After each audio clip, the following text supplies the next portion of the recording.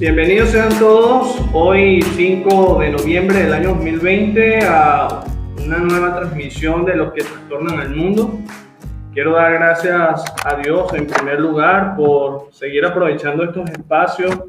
Algunos se habían preguntado, pues, qué habría pasado durante las últimas semanas que no se logró hacer el programa. Créanme, hemos tenido algún problema bastante particular acá en la ciudad, desde lo eléctrico, también con las conexiones. Sin embargo, allí el mismo espíritu se ha mantenido, la buena actitud para poder seguir adelante y haciendo el trabajo en la virtualidad y también desde este nuevo contexto en lo que se nos permite hacerlo también en lo presencial.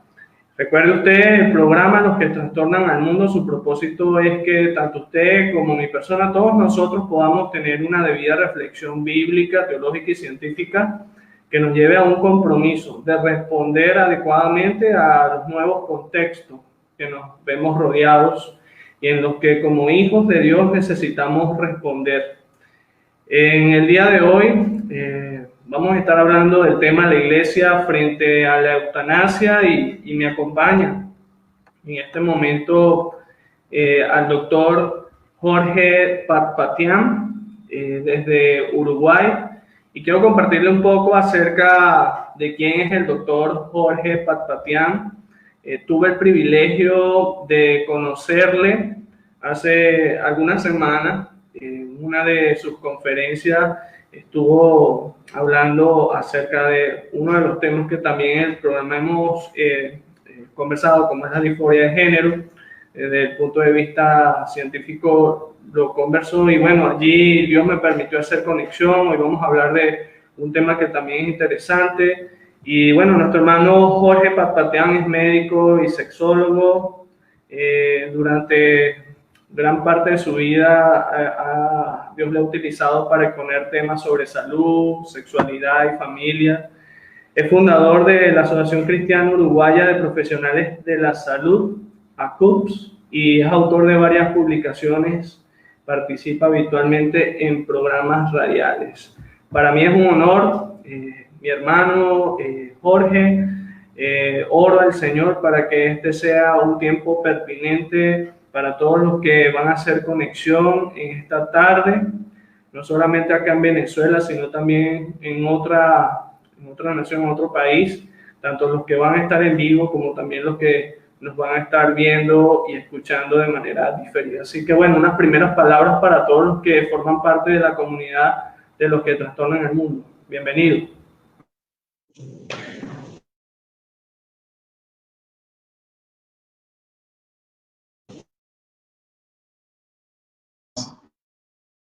Es un gusto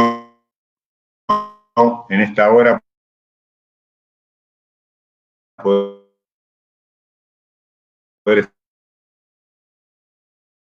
estar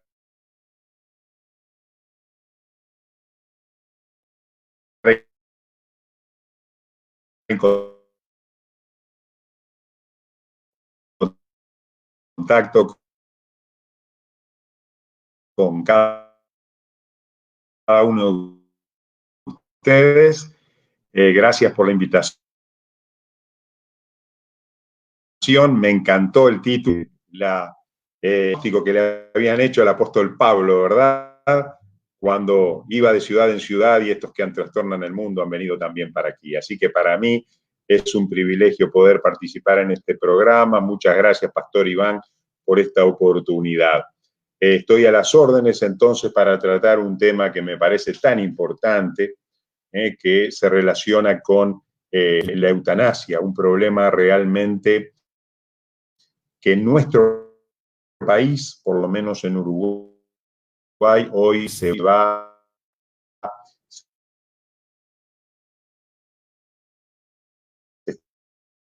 debatiendo en la Comisión de Salud del Parlamento, y que seguramente en marzo del año próximo todo el Parlamento discutirá esta temática, a ver si podrán o no legalizar o despenalizar la eutanasia como un fenómeno médico que es lícito frente a esta situación los médicos no tengan el delito de cometer cuando los pacientes requieren este tipo de situaciones. ¿Se escucha bien, verdad?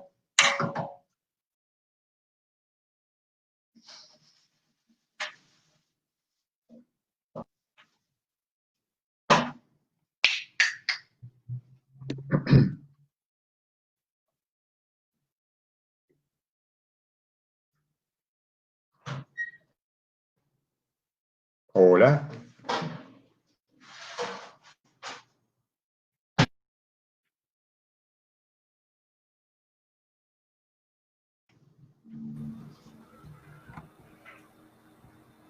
¿Sí me escucha?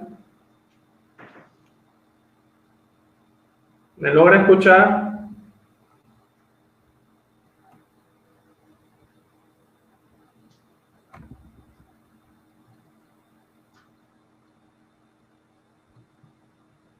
No logro escucharlo, doctor Jorge. Ya, perfecto, se escucha bien, entonces yo estoy tratando de entrar ¿Me con... logra escuchar? Sí, lo logro escuchar.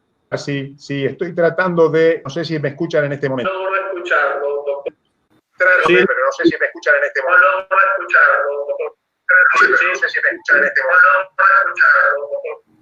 No sé si me escuchan en este momento. No logro escucharlo, doctor. No sé si me escuchan. Bien. Hablar de este tema debe llevarnos a la raíz, al principio, y creo que deberíamos poder iniciar definiendo qué es la eutanasia, sobre todo para aquellos que están mirando por primera vez pues este tema, que se están acercando. ¿Cómo podemos entonces definir la eutanasia? Desde el punto de vista tradicional, histórico, la eutanasia, etimológicamente, la palabra se divide en dos partes. El prefijo eut, que quiere decir bueno, thanatos o thanasia, que significa muerte.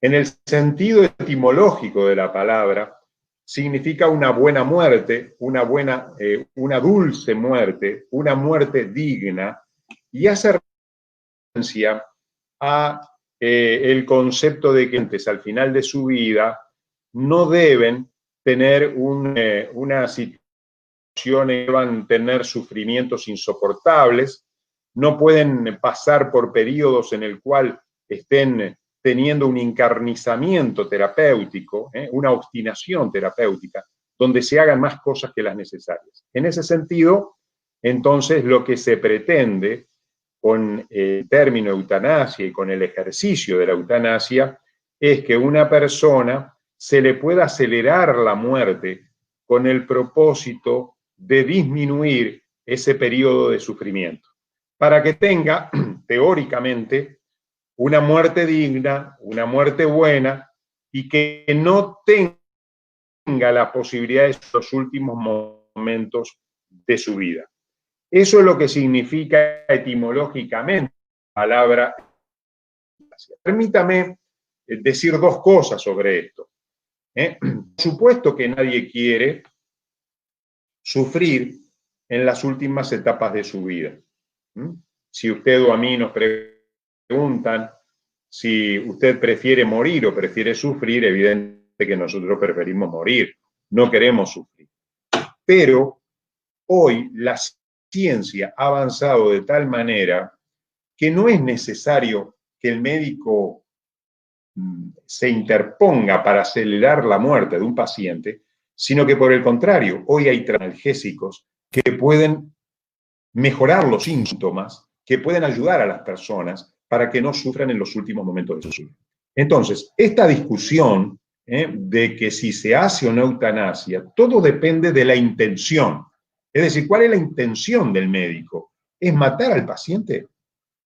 ¿O es producir una situación de ayuda, de tratamiento, de acompañamiento para que esa persona en los últimos momentos de su vida pueda realmente no pasar un sufrimiento insoportable, sino que pueda morir en paz. Entonces la eutanasia no es necesaria, porque se puede morir esa persona en una forma natural, en una forma acompañada, que justamente es lo que hoy la medicina ofrece. Lo contrario a la eutanasia hoy son lo que se llama los cuidados paliativos. Vamos a explicar esto con más detalle. Seguramente los oyentes van a tener una noción clara cuando prosigamos con algunas de las preguntas que seguramente usted, Pastor Iván, me va a efectuar en estos momentos. Sí, gran definición que nos permite el poder tener una idea más clara de lo que vamos a ir compartiendo en esta tarde. Recuerden, el tema del día de hoy es la iglesia frente a la eutanasia. Y bueno, hay que remontarse también a hechos históricos. ¿Desde cuándo existe? ¿Desde cuándo se viene hablando quizás con un conocimiento empírico o un conocimiento bastante profundo acerca del tema? Bueno, en realidad yo quiero decir algo, ¿no? Que el tema de la eutanasia es un tema que ha sido relativamente novedoso en esta cultura del descarte, en esta cultura de la producción, en esta cultura de la eficacia, en esta cultura de la muerte. Realmente esto ha sido novedoso. ¿Por qué? Porque si nos remontamos a 25 siglos anteriores, a nuestra era, incluso 5 siglos antes de nuestra era cristiana, antes de Cristo, ya Hipócrates había señalado a los médicos de la época que no era ético, no era lícito provocar lesiones en los pacientes, provocar el acelerar la muerte a los pacientes. Ya no era lícito, no era ético desde el punto de vista moral. Quiere decir que históricamente, mucho antes de Cristo, 5 siglos antes, los que se dedicaban a la medicina sabían muy bien que no debían producir la muerte a los pacientes. Y eso es lo que la eutanasia es. Porque cuando hablamos de buena muerte, lo único que estamos diciendo es etimológicamente el término, pero nada tiene que ver con la práctica. La práctica es acelerar la muerte del paciente. Es decir, te voy a matar porque ya no sos digno de vivir. Te voy a matar porque ya no producís. Te voy a matar porque la familia quiere que mueras, porque ya no tenés otra opción, porque ya no te aguantan más, porque ya han sufrido mucho contigo, te están viendo sufrir. Entonces el único camino que me queda es darte una inyección, darte una medicación para que puedas morir. Pero en realidad, históricamente, siempre la medicina, tradicionalmente la medicina, ha estado contraria a la eutanasia. Y ese es un concepto que nosotros debemos tener en claro. No ha sido tarea de los médicos provocar la muerte del paciente, acelerar el proceso de la muerte.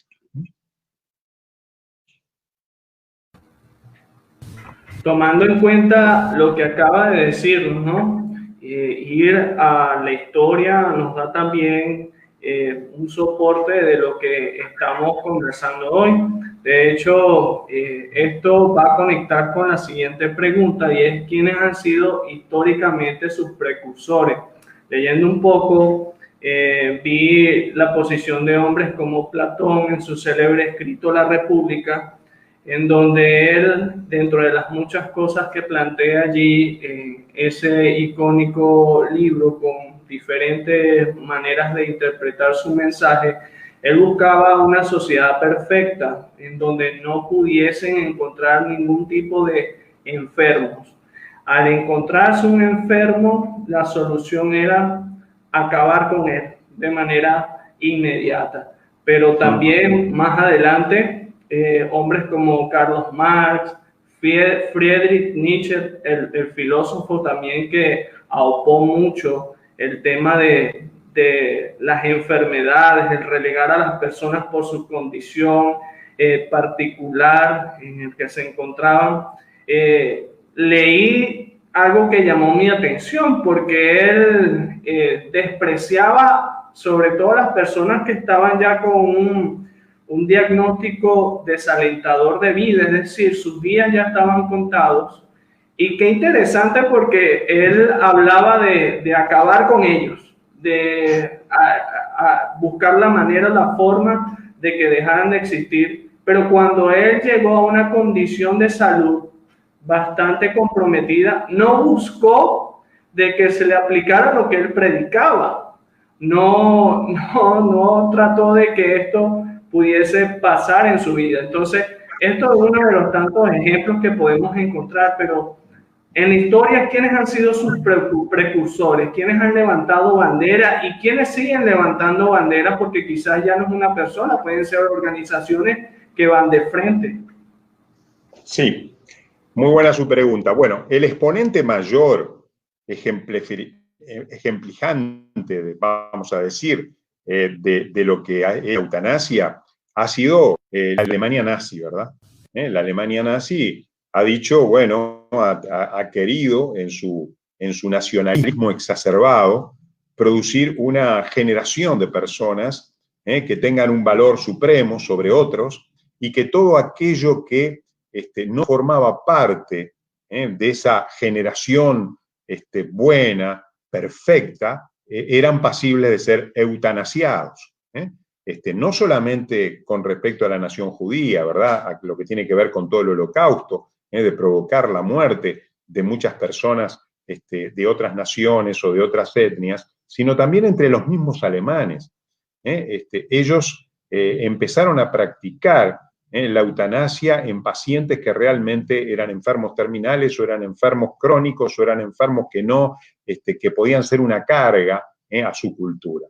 Pero más adelante, lo que nosotros vemos en estos últimos años tiene que ver con una visión política, ideológica, acerca de lo que es la libertad y la autonomía personal.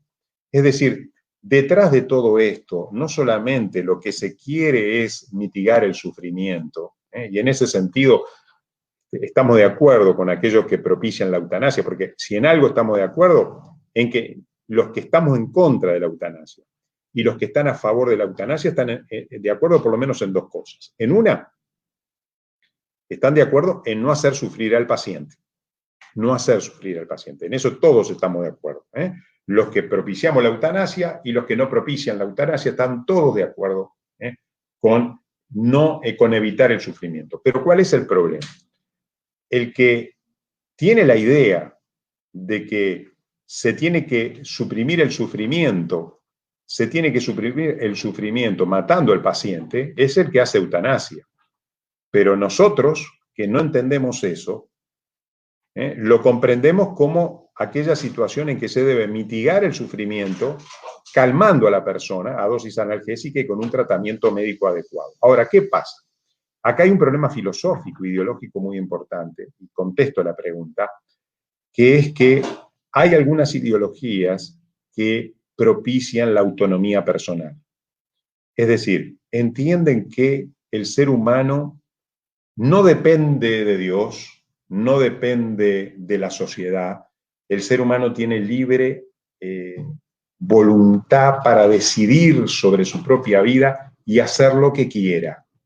Tanta voluntad tiene acerca de sí mismo que puede elegir quitarse la vida. Y este es un pensamiento liberal, es un pensamiento filosófico que en muchos países está propiciando la posibilidad de permitir la eutanasia como mecanismo de demostración de la libertad humana. El hombre no tiene que atarse a nada, y por mucho menos a Dios. Nosotros como cristianos sabemos que la vida la da Dios. Él quita la vida y Él la pone.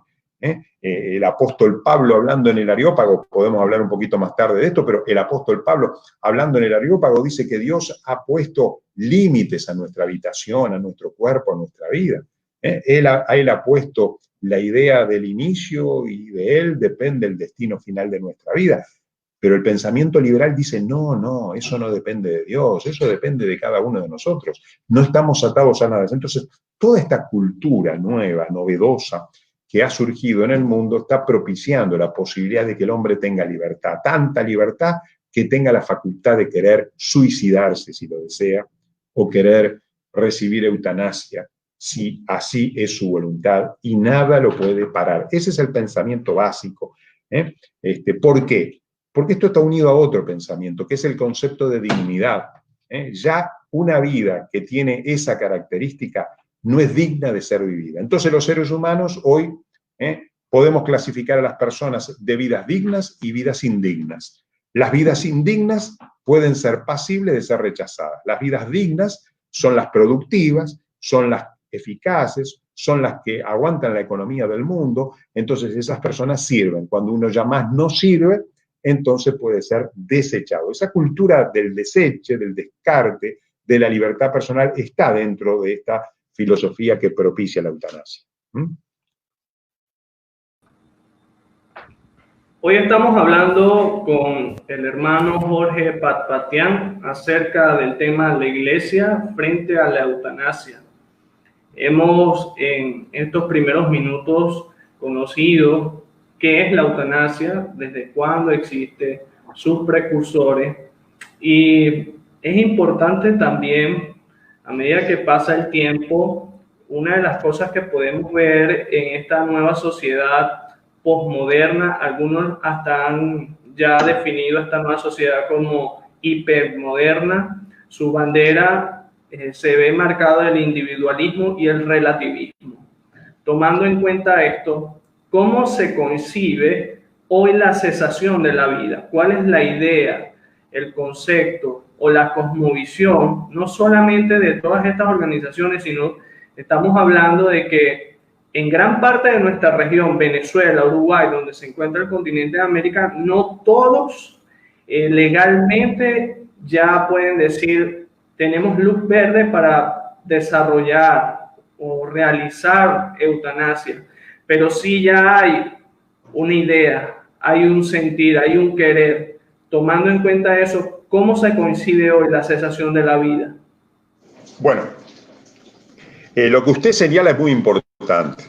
Es muy importante porque hay que ubicar a los oyentes en la realidad a nivel mundial. Los países que han aceptado la eutanasia son apenas contados con los dedos. Hay cinco o 6 países que han adoptado la eutanasia y el suicidio asistido, algunos suicidio asistido solo, otros eutanasia, pero podemos nombrarlos: Países Bajos, Holanda, Bélgica, Luxemburgo, bueno, otros países como Suiza, Colombia, algunos estados de los Estados Unidos y algún estado de Australia han adoptado la posibilidad legal de que los médicos, frente a la voluntad de los pacientes, puedan ser eutanasiados, es decir, puedan ser intencionalmente muertos con un método, con una terapéutica médica, ya sea por omisión o por comisión, activa o pasiva. Pero la mayoría de los países, a pesar de toda esta, como usted muy bien nombra, a pesar de toda esta cultura, que es como una avalancha, como un tsunami que nos está viniendo en estos momentos, debemos de señalar que todavía han frenado esta situación. No han permitido que los médicos estén habilitados para poder realizar esta maniobra, que es una maniobra homicida. Es una maniobra homicida porque lo que me da la ley a mí es el derecho de matar al paciente. Esa es la realidad. Estoy habilitado legalmente para poder matar, para producir un homicidio en la vida del paciente. Eso, afortunadamente, todavía está frenado, y voy a decir por qué, si usted me permite. Está frenado porque desde Hipócrates, como dijimos al principio, hasta este día, todas las asociaciones médicas mundiales, los códigos de ética médica, todas las sugerencias de comportamiento médico, ético médico, han sido contrarias a la eutanasia. La eutanasia ha sido considerada como contraria a la ética médica, a la ética de la profesión, y realmente los médicos no nos formamos para poder matar a los pacientes.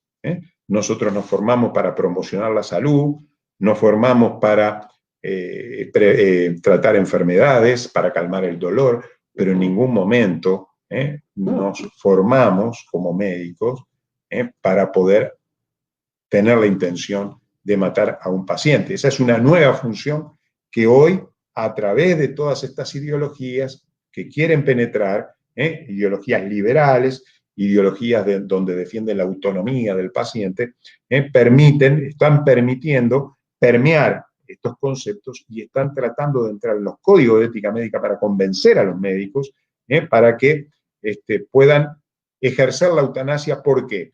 Por el derecho que tiene el paciente de poder elegir y hacer con su vida lo que quiera. Pero esto va contrario a muchísimas situaciones no solamente religiosas, no solamente bíblicas, que podemos decir y que por supuesto estamos en contra de esto. Hay razones médicas también.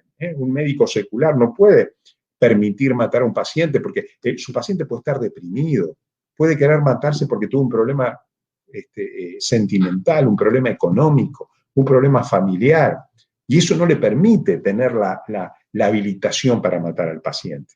Puede tener un sufrimiento insoportable que no sea terminal, que no sea crónico, que pueda ser momentáneo por alguna razón. Y yo no puedo hacer medicina a la carta. ¿Qué quiere decir medicina a la carta? A pedido del paciente, el paciente me pide que lo mate, lo mate. El paciente me pide que lo trate, lo trato. No, pero yo no estudié medicina. La medicina no está preparada para ese tipo de situaciones. Tiene que hacer lo que entiende que es bueno, que es saludable para la vida de los pacientes. Sí, se adelantó un poco a lo que vamos a hablar a continuación, pero qué bueno porque da una idea mejor de lo que vamos a tratar de abordar, y es, ¿hay en sí alternativas válidas para la eutanasia? Usted hablaba algunas de ellas, pero en el caso de aquellas personas que lo que llamamos enfermos terminales, que su diagnóstico es irreversible, que hay un lapso de tiempo en donde su parte física se va degenerando por alguna razón, estando consciente de esa realidad, es algo válido para que, previo a conversación con su familia, con el equipo médico, se pudiese, en los países que ya usted mencionó, que bien son pocos, desarrollar o aplicar la eutanasia, o no es una alternativa? Si es así, entonces, ¿cuáles serían las razones? Bueno, por supuesto que la forma de tratar a un paciente en las últimas etapas de su vida, estamos convencidos que no es la eutanasia, no es la eutanasia. Estamos convencidos de eso. Por más que legalmente hoy en algunos pocos países pueda ser legalmente practicado, pero lo que debemos de recordar es esto. Una cosa no es buena porque es ley. Debe ser ley porque es bueno. Entonces, con este concepto de que una cosa no es buena porque es ley, no es buena la eutanasia porque hay una ley que favorece la eutanasia en esos países. Por el contrario, debe ser ley, de decir, es antilegal, es antiderechos, derechos humanos, porque lo que pretende hacer la eutanasia es quitarle a la persona el primer derecho fundamental, que tiene el derecho a la vida, y nadie tiene potestad sobre otra para quitarle la vida a la otra persona.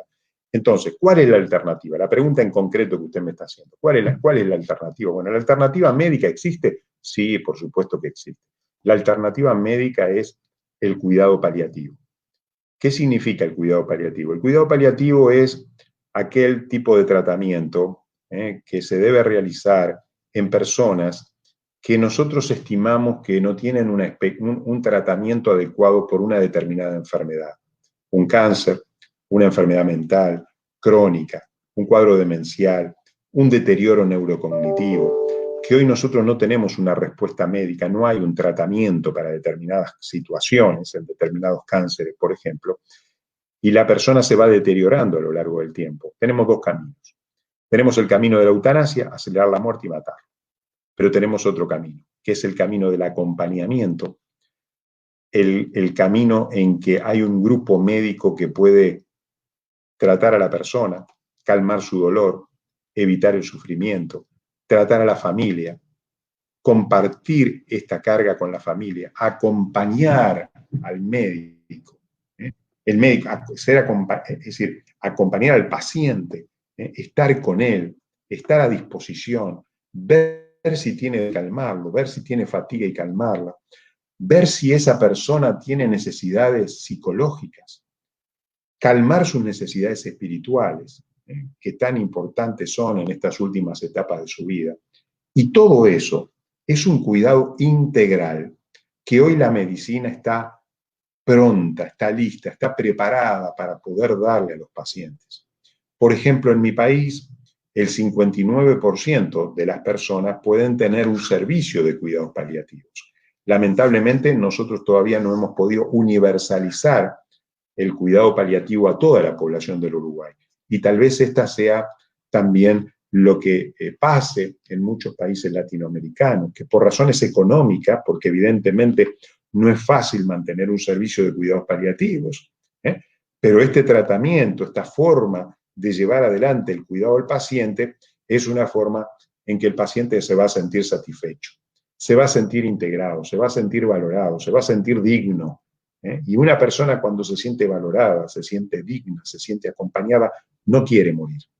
No quiere morir. Ahora, por supuesto, si una persona está en sufrimiento, está abandonada y está haciendo una carga para la familia y nadie está con él, evidentemente quiere matarse. Pero aquella persona que está bien cuidada por este tipo de especialidad médica que hoy existe en el mundo, que se llama cuidados paliativos, que lamentablemente no existe en muchos lugares, es la respuesta médica, es la alternativa, lo que usted me preguntaba, es la alternativa a estas situaciones tan difíciles para la vida del paciente, tan difíciles para la vida de la familia, pero que realmente pueden ser elementos positivos que pueden ayudar en el acompañamiento al final de la vida. Entonces, el cuidado paliativo es la respuesta a eso. Sí, en el libro Bioética Cristiana de Antonio Cruz, él habla lo interesante que resulta al médico o a su equipo el poder desarrollar un buen acompañamiento partiendo del hecho de la nueva realidad que enfrenta el paciente, en donde entra en un ciclo, la negación, el renegar, la enfermedad, el entrar en una etapa de depresión y bueno, muchos llegan a la aceptación.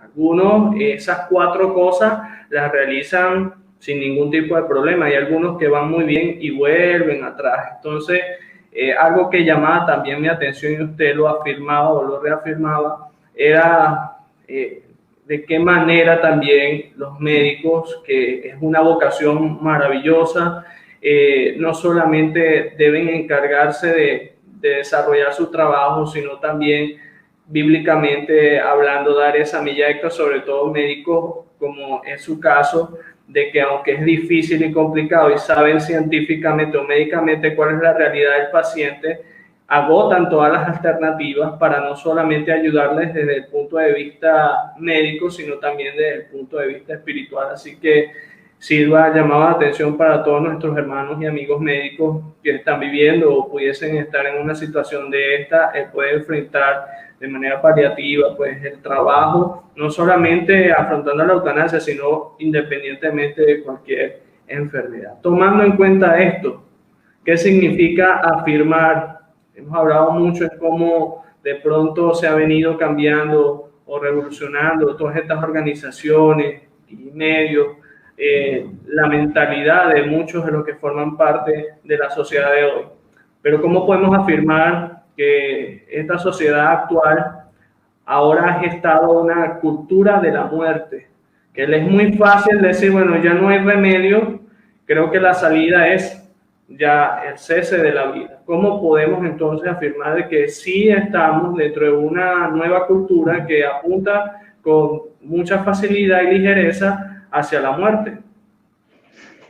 Bueno, evidentemente que estamos en una cultura donde está el descarte. La cultura del descarte, la cultura de la eficacia, la cultura de la productividad, forma parte de lo más importante para nuestra sociedad. Y hoy debemos de señalar lamentablemente que los sistemas de salud en una población cada vez más envejecida, por ejemplo en nuestro país y en varios países latinoamericanos, si bien hay una población juvenil muy importante, pero debemos reconocer que la gente vive más tiempo, la población adulta y adulta mayor cada vez será mayor, y eso va a exigir en el sistema de salud un gasto económico muy importante que muchos sistemas de salud van a claudicar en el futuro. Y lamentablemente esto es una alternativa barata. ¿Por qué? Porque es mucho mejor matar al paciente que darle un cuidado paliativo. Es mucho mejor que desde el punto de vista económico, lamentablemente, que un paciente no reciba un cuidado paliativo y se le haga eutanasia, porque con la eutanasia va a ser mucho más barato, porque liquidamos al paciente, porque lo matamos. Entonces, todo esto está generado por influencias que no solamente tienen que ver con la cultura, con la sociedad, como venimos señalando, esta cultura del descarte y de la muerte, sino también con un sistema económico que no nos ayuda, con un sistema sanitario que está en barranca abajo en muchos países. Entonces, esta es una solución. Usted fíjese, hasta en Europa, hoy, donde hay una población envejecida tan grande, la eutanasia es una solución para estas situaciones porque la seguridad social está en bancarrota y tarde o temprano lo va a estar.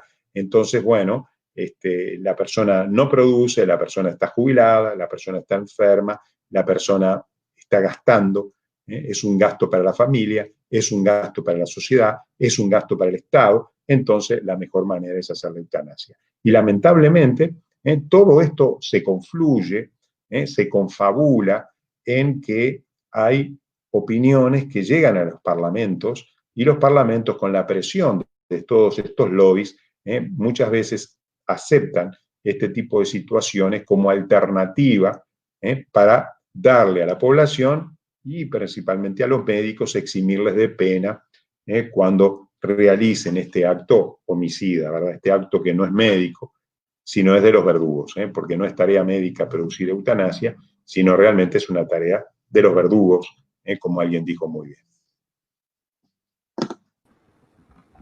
Hablando del empuje a nivel legal que están teniendo algunas organizaciones o sistemas de gobiernos por diferentes intereses de poder aprobar la eutanasia, tenemos que, bueno, partir de esta nueva realidad que está haciendo eco quizás en más países de nuestro continente.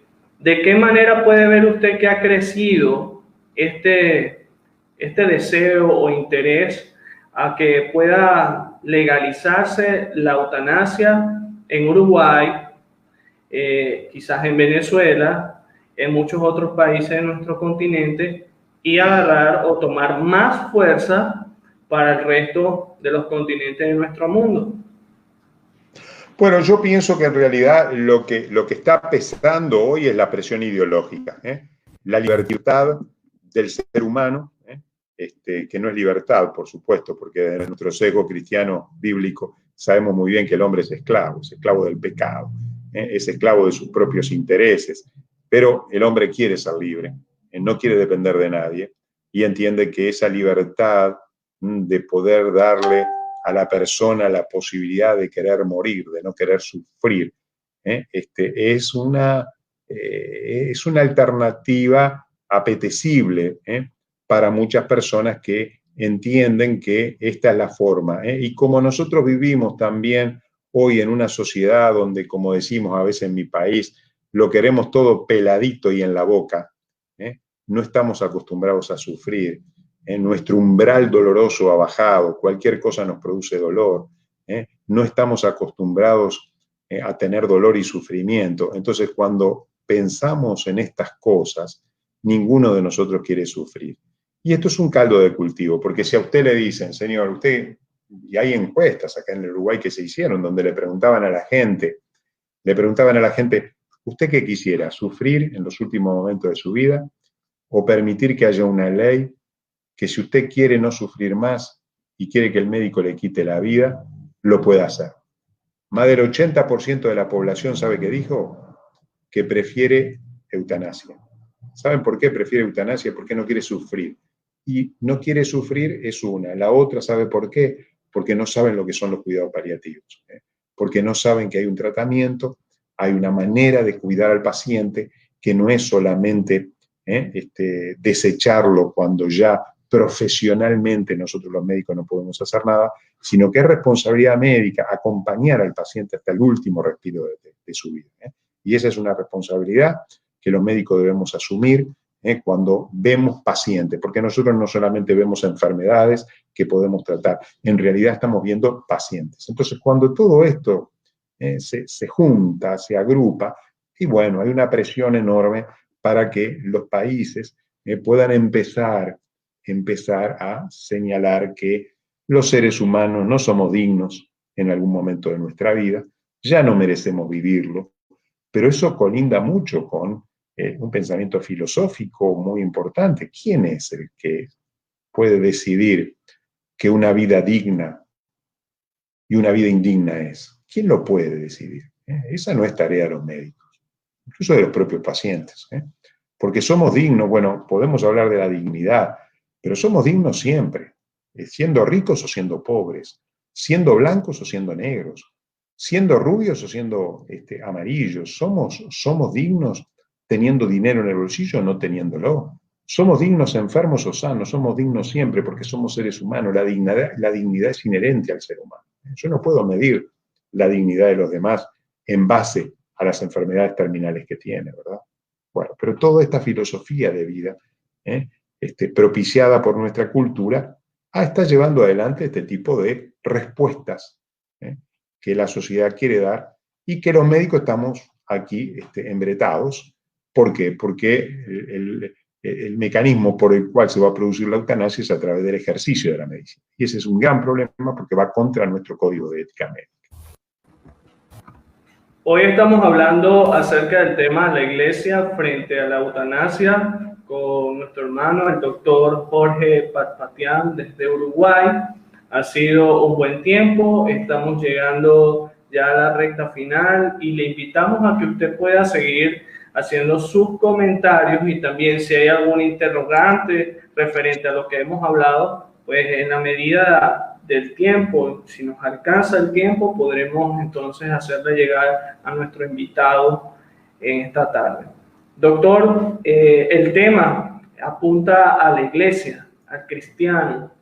¿Cómo debe responder frente a esta realidad, frente a esta situación, la eutanasia? Y pudiésemos preguntarnos, ¿es la eutanasia éticamente aceptable para el cristiano?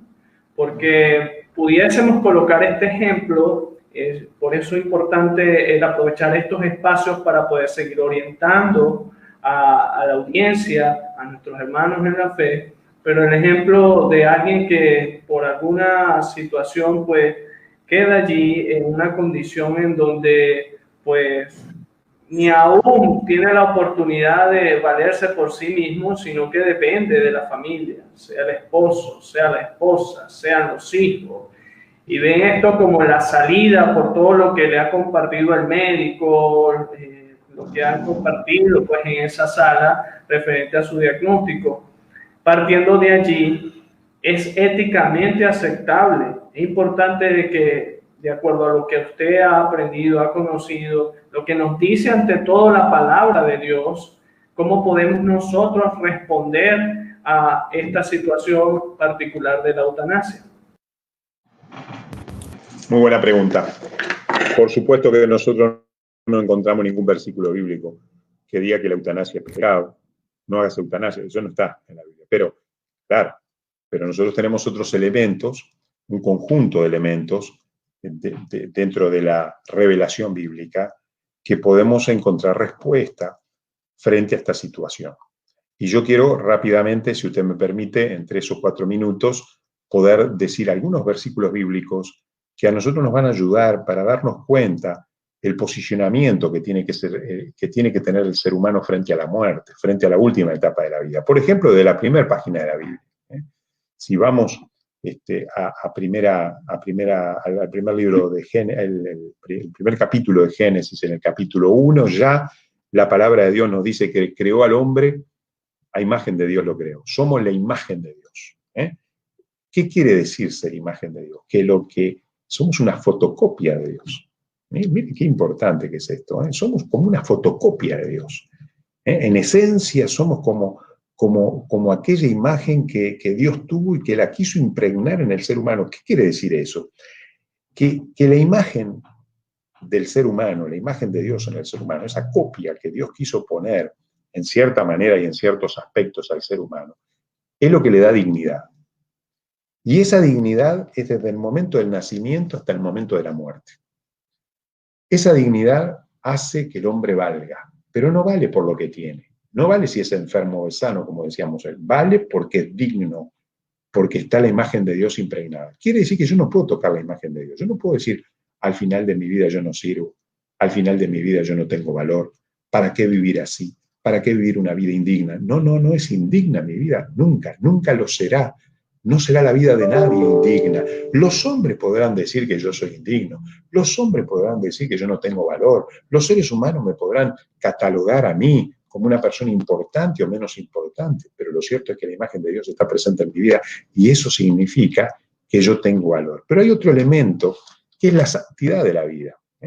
Si vamos al mismo libro de Génesis, en el capítulo 9, versículo 6, nos dice que si alguien derrama la sangre de un ser humano, otro ser humano derramará, porque el ser humano ha sido creado a imagen de Dios. No podemos derramar la sangre de otro, porque es imagen de Dios la del otro.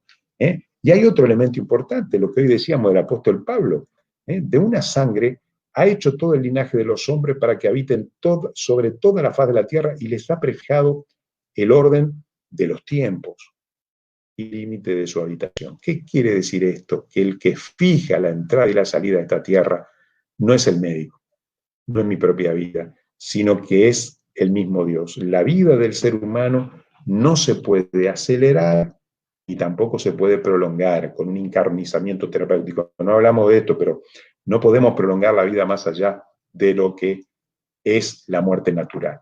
Entonces, el Salmo 23 dice también, aunque ande en valle de sombra de muerte, no temeré mal alguno porque tú estarás conmigo. Aún allí Dios está con nosotros. Entonces, hay un mandamiento también, el mandamiento de no matar, no matarás.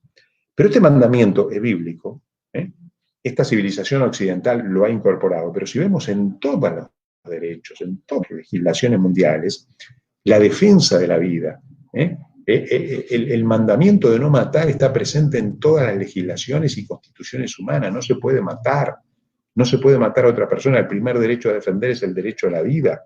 En Deuteronomio dice, ved ahora que yo soy, no hay Dios conmigo, yo hago morir y yo hago vivir. Es Dios el que hace morir, es Dios el que hace vivir. Yo hiero, pero también sano, no hay quien pueda librar de mi mano. O sea, el creyente tiene que saber que su vida no depende de sí, sino que dependen de un Dios que controla los tiempos, que controla mi habitación, y que en ese sentido yo no soy dueño de mi vida, soy administrador y como administrador no puedo quitarme la vida. Por eso Eclesiastés también dice, todo tiene su tiempo, tiempo de vivir y tiempo de morir. Hay un tiempo que yo tengo que respetar. Y también nuestra vida tenemos que recordar que es templo del Espíritu Santo. Y como templo del Espíritu Santo habita Dios en mi vida. Yo no puedo hacer lo que quiero con mi cuerpo. No puedo decirle al médico, máteme, doctor, porque yo ya no soy digno de vivir. Yo tengo dignidad, tengo que saber que el Espíritu Santo mora en mí. Yo soy el templo del Espíritu Santo. Mi cuerpo es el templo del Espíritu Santo. Y eso significa que nosotros no tenemos la facultad de poder quitarnos la vida. Somos administradores, pero no somos dueños. Quiere decir que hay una base bíblica enorme. Una base bíblica que a nosotros nos detiene para poder tomar pasos en que podamos acelerar la muerte de otros y mi propia muerte. Ni acelerar, ni atrasar. Sí, de hecho, tomando en cuenta lo que es la premisa o afirmación bíblica, hay algo interesante que dice la Escritura: si vivimos, para Él vivimos; si morimos, exacto, para Él morimos. Sea que vivamos, sea que muramos, somos del Señor. Y hay que entender que desde el principio de la historia, Dios es el dueño de toda vida. Él nos las ha dado y Él sabe por qué proceso va a pasar esa vida. Así que depende de Él cómo vamos a terminar, la forma solamente de Él. Quiero compartir en este momento, antes de ya ir concluyendo con una última reflexión de nuestro invitado, algunas de las cosas que han ido compartiendo en el chat. Dice Gaby Olmedo, acerca de lo que hemos venido hablando, dice, muy interesante el tema y muy bien explicado el día de hoy. Saludos y bendiciones. Valentina Barreto nos dice, gracias por compartir estos temas tan necesarios hoy en día. Bendiciones. Hay una pregunta que, aunque acá en Los que Trastornan el Mundo, doctor Jorge, hablamos acerca del aborto, yo sé que también tiene conocimiento al respecto y me gustaría que pudiésemos también aprovecharlo porque Jorge y Antonella Oliveros, que es la cuenta, hablando de los cuidados paliativos, ella pregunta, ¿quién puede ofrecer cuidado paliativo a los que quieren abortar un bebé? Entonces, me parece que la pregunta viene, ¿cómo podemos ayudar a los padres, ¿verdad?, que quieren abortar a un bebé? Bueno, yo creo que tiene que haber también un sistema en el cual reciban apoyo psicológico y espiritual para aquellas personas que estén pensando en la decisión de abortar. La decisión de abortar es una decisión monumental. Un hijo se lleva en el útero de la madre 9 meses. 9 meses. Pero en el corazón se lleva toda la vida. Y a pesar de que una madre con pocos meses de embarazo quiera quitar la vida de su hijo, tiene que saber que ese hijo va a quedar impregnado en el corazón durante toda la vida, a pesar de que lo mate abortándolo. Entonces, esta es una decisión monumental. ¿Cuántas depresiones, cuántos síndromes psicológicos post-aborto existen por esta desdicha humana que significa abortar a un niño no nato, ¿verdad? Tenemos que saber que la vida comienza desde el momento de la concepción, no comienza desde el momento del nacimiento. Comienza desde el momento en que el óvulo y el espermatozoide, que son dos células unidas, que forman parte de las células sexuales masculinas y femeninas que se unen y forman un huevo, forman un nuevo ser. A partir de ese momento hay vida, una vida independiente. La madre no tiene en el útero de su vientre, no tiene un quiste, no tiene una verruga, no tiene un tumor, tiene un hijo, tiene otra persona. Y creo que esta es una decisión que debemos de pensar. Y es cierto, la mayoría de las personas también no quieren abortar, pero a veces hay situaciones secundarias, familiares, sociales, económicas, sentimentales, que hacen que se necesita realizar y recurrir a estos aspectos, pero debemos de pedir ayuda frente a esta situación.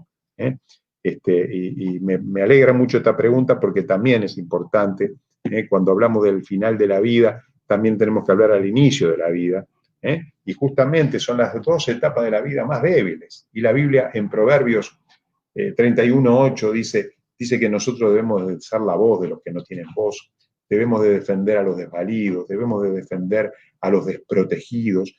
Y esta es una oportunidad de hablar de estos temas. Cuando nosotros hablamos del principio y del final de la vida, estamos hablando de la parte más vulnerable del ser humano, más débil. Bueno, es a eso que tenemos que defender, es a eso que debemos de proteger.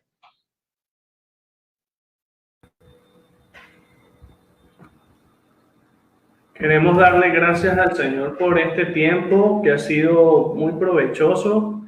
A pesar de lo que hoy vive nuestro mundo, creo que hemos sabido aprovechar estas plataformas para crecer en la gracia, pero también comprometernos con este contexto que como Iglesia del Señor amerita que hayan valientes, esforzados, que se preparen y que también salgan adelante, alzar la voz, ayudar a los desvalidos, como bien decía, citando el libro del Proverbio, y ayudando integralmente en la vida de todas esas personas que por esta situación de caer en una enfermedad tan crítica y comprometedora, piensan que no hay solución. Es oportuno también para poder predicar el Evangelio de Jesús a ellos y poder darle a conocer el propósito del Evangelio en su vida. Doctor Jorge, una última reflexión referente al tema de hoy para todos los que nos han estado siguiendo en la tarde del día de hoy, que también podrán ver esta entrevista de manera diferida. Bueno, en primer lugar, mi agradecimiento, Pastor Iván, por esta hermosa oportunidad que yo he tenido. Hemos organizado esta reunión con mucha antelación, con mucho tiempo, que lamentablemente se ha tenido que trasladar, pero para mí fue un privilegio poder estar con usted. Deseo que Dios le bendiga ricamente en su ministerio y que realmente trastornemos el mundo con estos conceptos que son antiseculares, pero que son cristianos, son bíblicos. Y esa es la responsabilidad que nosotros tenemos, trastornar el mundo con el Evangelio de Jesucristo, con sus enseñanzas, obedeciéndole a Él y persuadiendo a los hombres que puedan ser salvos y vengan al conocimiento de la verdad. Quiero decir, por último, que yo estoy a disposición por si hay alguna pregunta que alguien quiera tenerlo, si alguien quiere tener una consulta, una pregunta en privado, con mucho gusto puede mandarme la pregunta por correo electrónico y lo puede hacer a Jorge Patpatian, todo junto, como ustedes ven aquí. Les voy a dar mi correo electrónico, si usted me permite, Pastor Iván, es Jorge Patpatian, todo junto, @hotmail.com, hotmail.com. Entonces, Jorge Patpatian, todo junto, después y después hotmail.com. O Gmail también, son los dos correos electrónicos que tengo. Ahí está, puede ser Jorge Patpatian, gmail.com. Si tienen preguntas o hay posibilidad de tratar otros temas, con mucho gusto estoy a disposición de ustedes para poder continuar en comunicación. Y Pastor Iván, espero que no diga que yo vine 2 veces aquí, ¿verdad? La primera y la última. Espero tener otra oportunidad también con usted para poder continuar trabajando sobre diversos temas que todos seguramente le pueden interesar a la comunidad, a la sociedad. Así que siempre a las órdenes, deseo que Dios le bendiga muy ricamente. Muchas gracias. Gracias, hermano Jorge, por darnos a conocer pues, un poco de lo mucho que en su vida el Señor ha dado. Usted ha sido de mucha bendición para no solamente mi vida, sino toda la comunidad de los que trastornan al mundo. Ese es el compromiso de cada uno de nosotros, seguir adelante trastornando en el mundo. Y bueno, tal cual como lo ha compartido al final, no es debut y despedida, sino que esperamos de que podamos seguir agendando otro tema que pueda edificarnos y bueno, seguir sumando y construyendo dentro del reino de Dios. Un gran abrazo para todos ustedes, desde acá, desde Venezuela, no solamente para ustedes, sino para su familia, los que hacen vida a nivel ministerial, los que le acompañan, que Dios les bendiga y les siga usando para poder seguir proclamando el Evangelio desde donde están trastornando el mundo. Y también un abrazo para todos los que forman parte de la comunidad, los que trastornan al mundo. Dios me los bendiga y nos reencontramos con el favor de nuestro Señor la próxima semana. Hasta luego.